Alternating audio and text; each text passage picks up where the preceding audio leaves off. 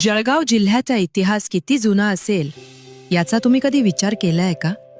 आज आपण ज्याला जळगाव म्हणतो तो प्रदेश हजारो वर्षांपूर्वी खानदेश किंवा त्याही आधी ऋषिक या नावाने ओळखला जात होता. इतका प्राचीन की याचा उल्लेख महाकाव्य रामायणातही सापडतो. तापी आणि गिरणा नद्यांच्या खोऱ्यात पुरातत्वशास्त्रज्ञांना या प्राचीन इतिहासाचे अनेक पुरावे सापडले आहेत. बहार आणि टेकावडा यांसारख्या ठिकाणी त्यांना इसवी सन पूर्व 1000 ते 500 वर्षांपूर्वीची म्हणजे ताम्रपाषाण युगातली खास काळ्या लाल रंगाची रंगवलेली मातीची भांडी सापडली. शतकानुशतके या भूमीवर अनेक महान साम्राज्यांनी राज्य केलं. सर्वात आधी मौर्य आले, ज्यांच्या खुणा आपल्याला नाण्यांच्या रूपात सापडतात. त्यानंतर आले सातवाहन.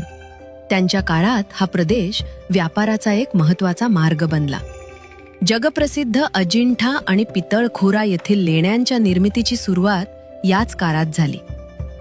पुढे वाकाटकांनी अजिंठा लेण्यांमधील कलेला शिखरावर नेऊन पोहोचवलं.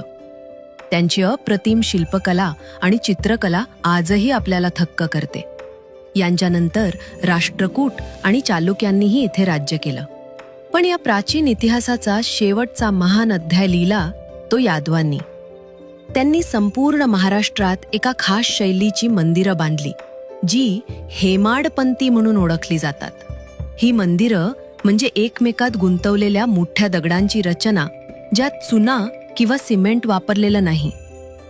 पण या सुंदर हेमाडपंती मंदिरांचं आणि यादव सत्तेचं पुढे काय झालं, या प्रदेशावर कोणी राज्य केलं, हे जाणून घेण्यासाठी आमच्या पुढच्या व्हिडिओची वाट नक्की बघा.